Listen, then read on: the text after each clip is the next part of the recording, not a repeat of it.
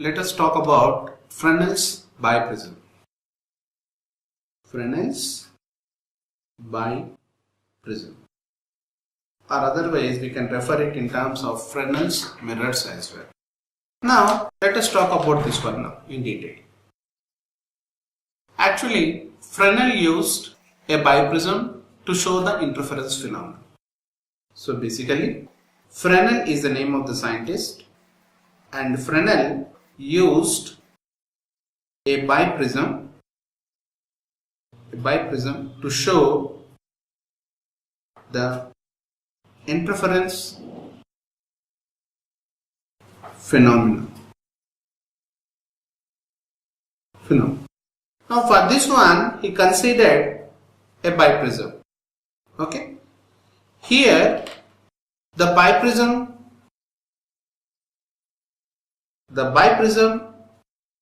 which is indicated with ABC consists of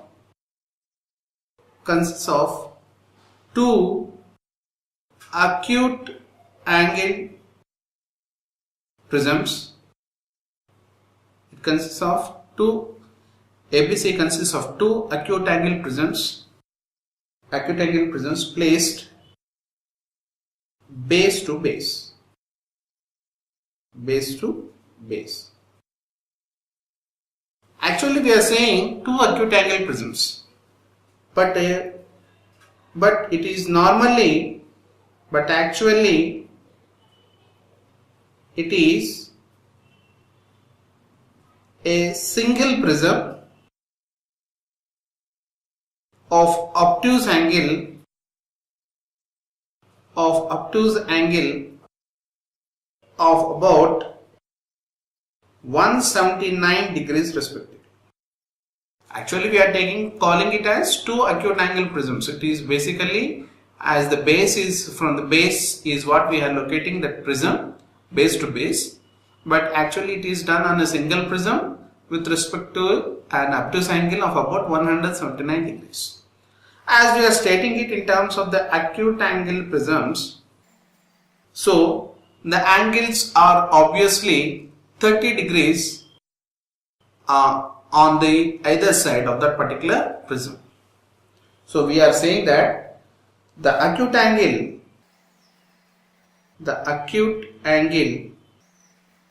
we are denoting it with alpha, that will show it in the diagram.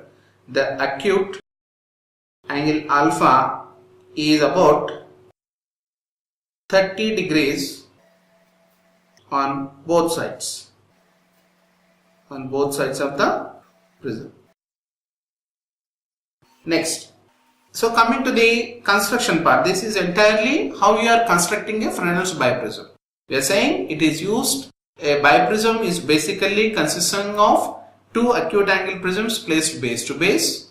Actually, it is a single prism of an obtuse angle of about 179 degrees, but we are making two acute angle prisms from the base of that particular prism, and we are saying that the acute angle prism angle is about 30 degrees on both sides of the prism. Next, the prism is placed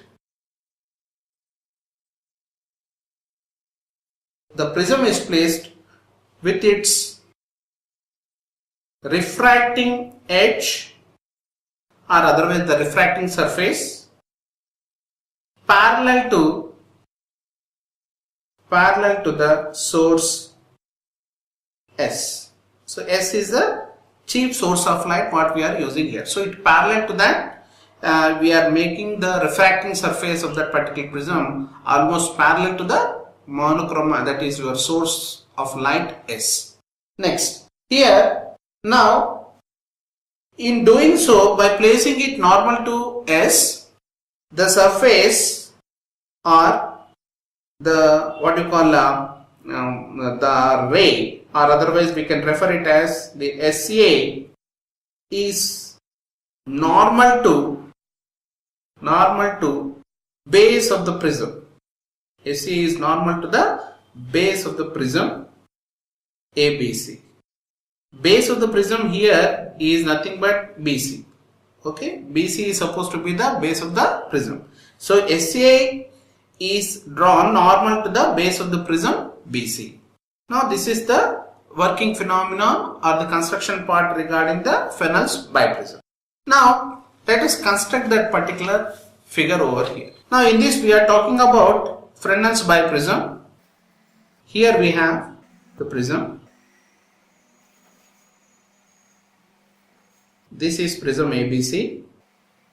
Okay, this is A, this is B, this is C. Okay, now here these are the acute angles which we are writing it as alpha. Okay, now from here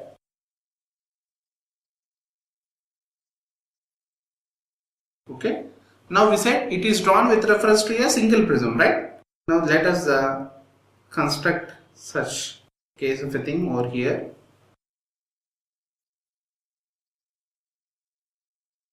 So this is from the source S. Okay, now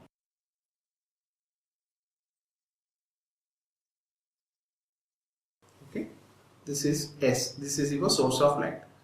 This source SA, so this one is SA, what we are talking about, the point. It is normal to the base BC, the prism. This is obviously an obtuse angle triangle of about 179 degrees. Okay, now this is about the Fresnel's biprism, the initial part of the Fresnel's biprism, where we are allocating the angles with respect to acute angle as well as the obtuse angle, and SA being normal to the base BC.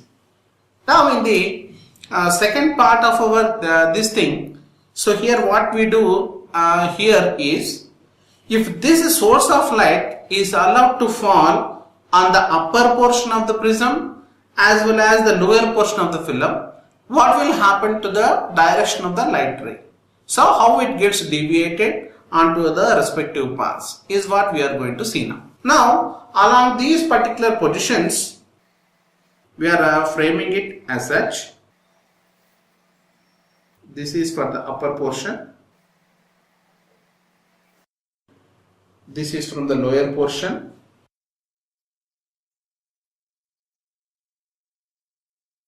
Let me extend this line over here. Okay.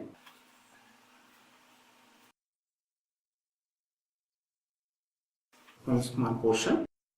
Let us consider this as capital A, this as B. Okay.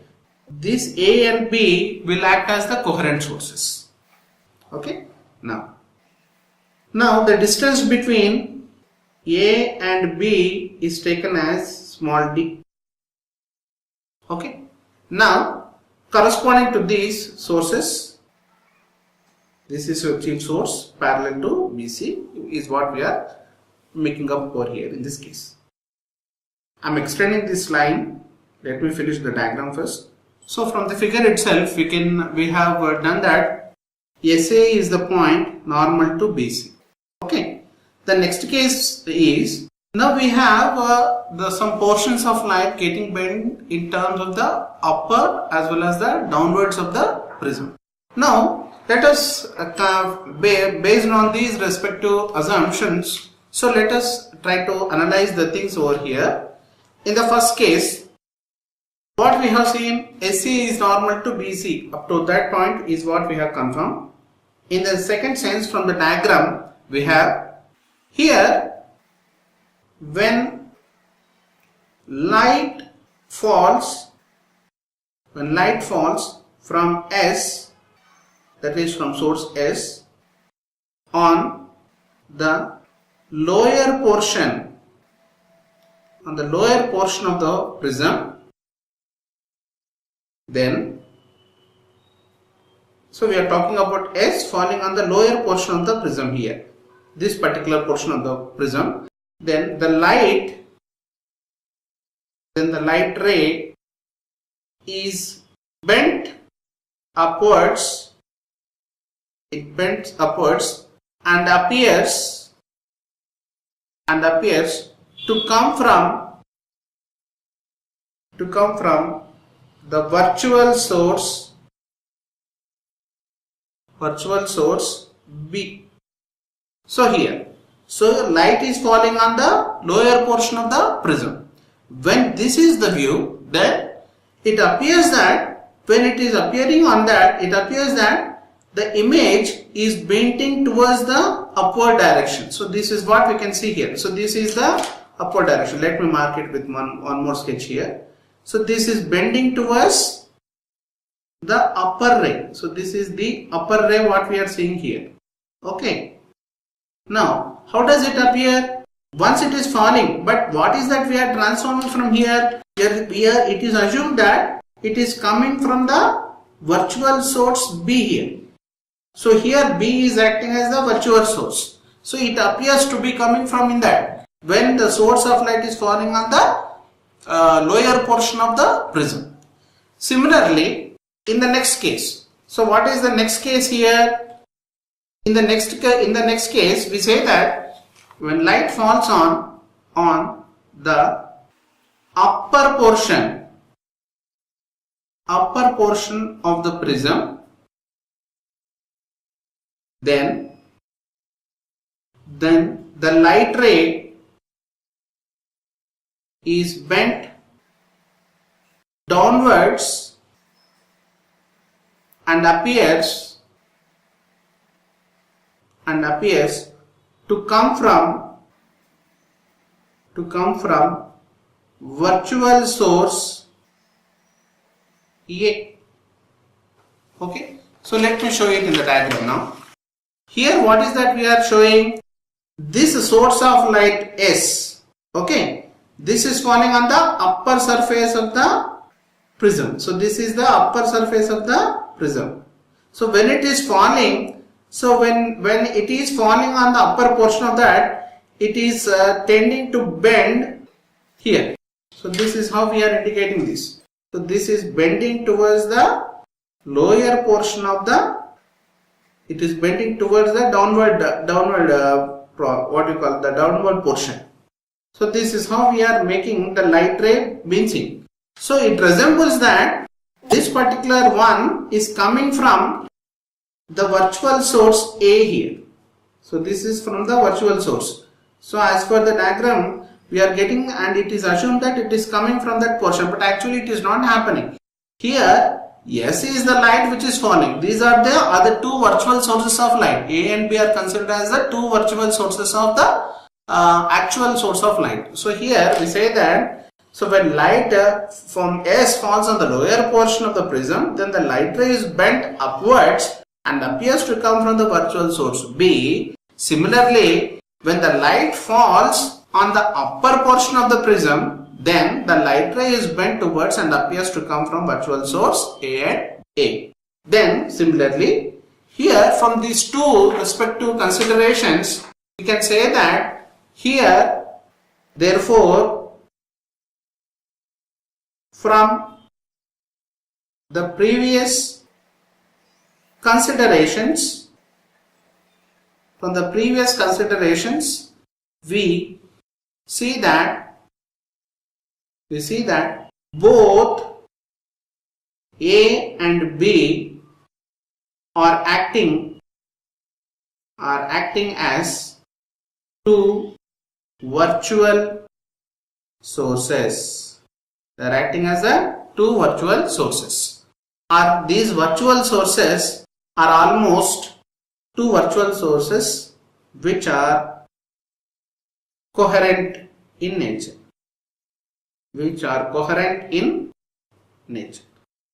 Okay. Now, in the similar case, let us suppose that the distance between this, already we have done when constructing the diagram. We suppose that the distance between the two coherent sources, between the sources A and B small d. So that we are confirming from the figure itself.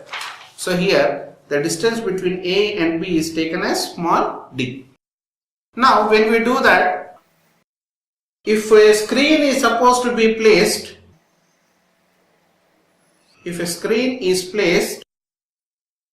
at point C, then interference fringes interference fringes of equal width are produced between E and F. Okay.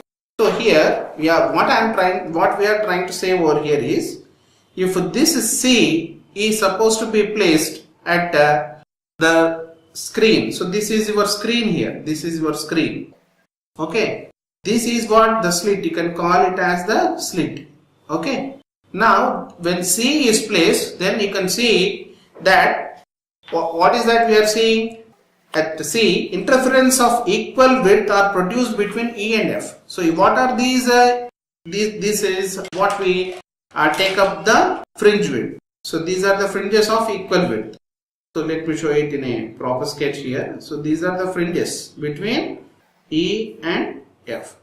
So if equal widths, if C is the point at which the screen is supposed to be kept, then we are going to have between E and F is what we are able to see the pattern here. So these are the points. So this is the complete width, but between E and F is what we are trying to say. So the points between E and F,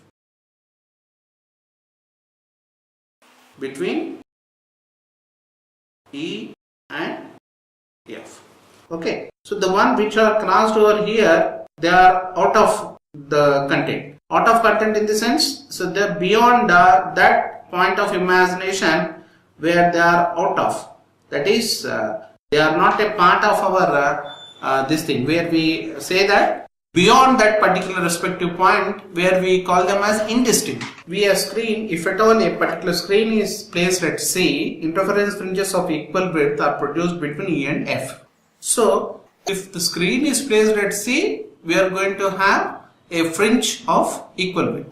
But if it is placed beyond C, so beyond C, if screen is placed,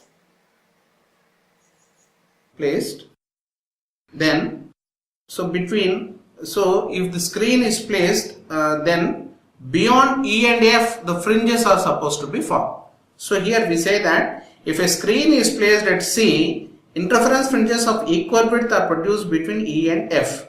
Now beyond C, if the screen is supposed to be placed, then so beyond C we have unequal widths of fringes being formed, but it is out of E and F. That is what we write it over here. So we say that beyond E and F, so if the screen is placed beyond E and F, larger width of fringes are produced. Okay, so this is if the screen is supposed to be placed at C, so this is beyond E and F, larger width of fringes are supposed to be produced. Okay, now so this is for the unmatched fringes is what we say. Now, so in order, how can we alter the light rays? So the light rays can be altered by making use of the slit. So this is the actual slit, M and N. The purpose of M and N is that we can limit the rays. So to limit the rays, we are providing it with a slit which is Mn. Okay, so here Mn is a stop. So Mn is a stop to limit the rays. Okay, next, coming to the next point. So here to observe the fringes, what is that we require? To observe the fringes, the screen is replaced by an eyepiece or a low power microscope. for a low power microscope. And fringes are seen in the field of. Now we are seeing about this one. Now here C is placed at this, and it is also provided with an eyepiece here. So this is the eyepiece. If a screen is not placed, then just by replacing this screen with an eyepiece, we can see the fringes over here with this particular eyepiece. Adjusting the screens in such a way that the width of those fringes can be seen. Or otherwise, or instead of an eyepiece, you can use a microscope. A microscope of low power can also be replaced with a screen. So there are two certain cases of things which we can replace the screen. For the screen, we can find out the fringe widths by obtaining those fringes directly. That is, alternate dark and bright fringes can be seen on the screen. And if the screen is not allotted, then we can make use of the purpose by making use of an eyepiece so that we can view that fringes, as well as a low power microscope is also used to see the fringes and the fringe width respectively. So that is what we are confirming from this respective point. Then next, coming to the next point over here. Now, if the point C is at the principal focus, if the point C is at the principal focus, then we can view through the eyepiece and in terms of the field of view. So we can say that the principal focus of the eyepiece,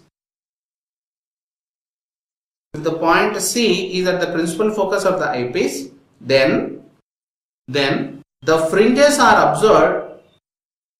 Then the fringes are observed in the field of view. In the field of view.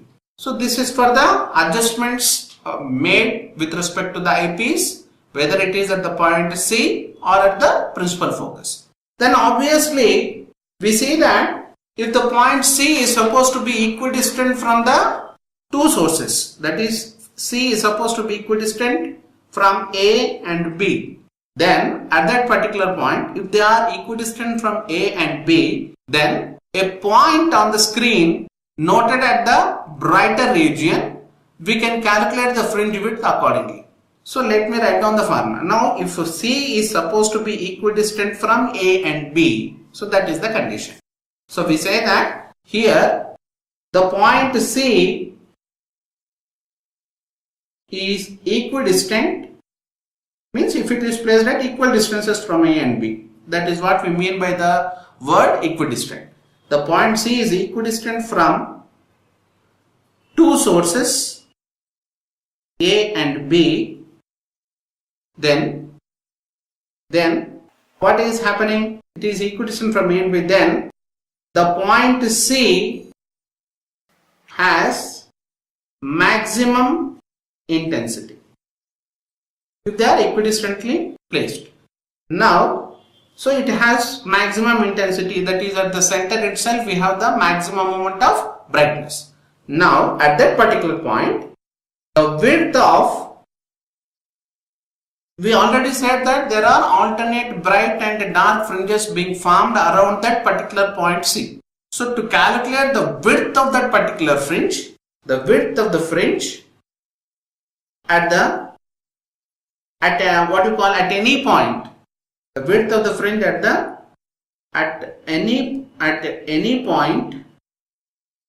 any point on the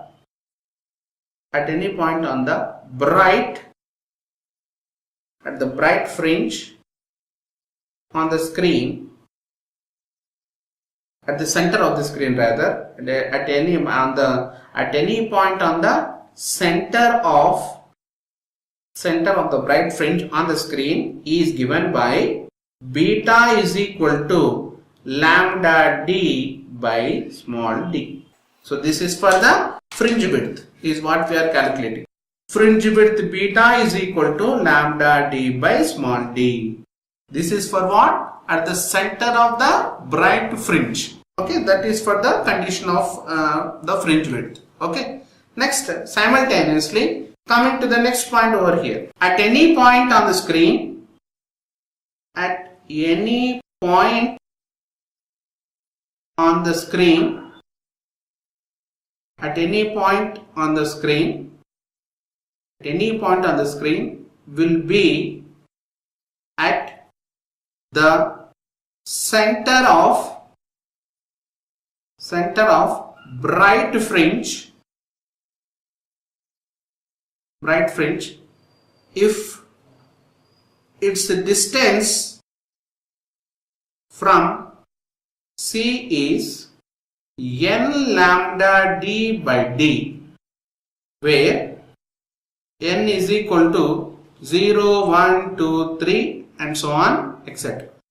So, moreover, at any point on the screen will be at the center of the bright fringe if its distance from C is n lambda d by d, when n is equal to 0, 1, 2, 3 and so on, etc. Then, so this is the condition. So, at any point on the screen at the center of the bright fringe, then it is given by n lambda d by d. Obviously, at any point on the screen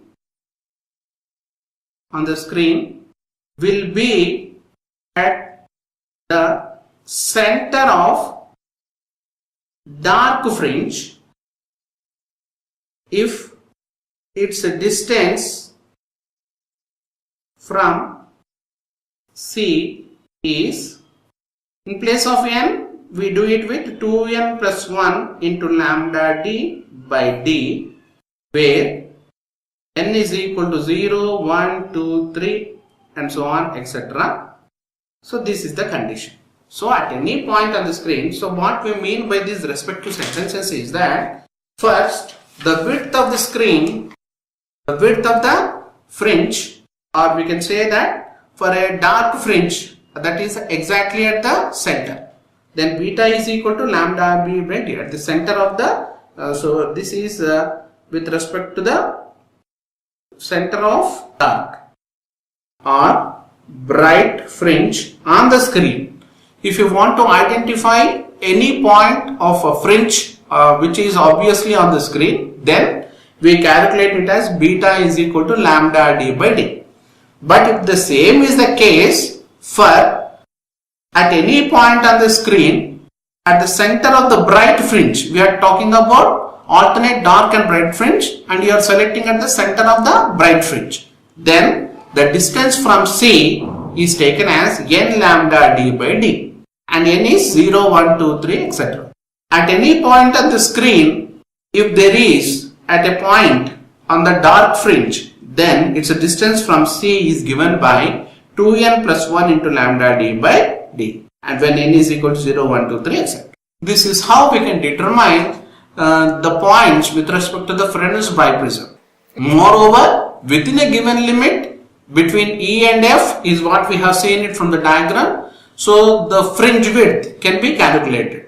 That is, alternate dark and bright bands around that particular point will happen. So if we are obviously taking with respect to the dark fringe, there is one condition, that is n lambda d by d. With respect to the dark fringe, this is 2n plus 1 into lambda d by d. So these two respective points is what we can consider for a Fresnel's biprism. So this is how we finish it off for the Fresnel's biprism.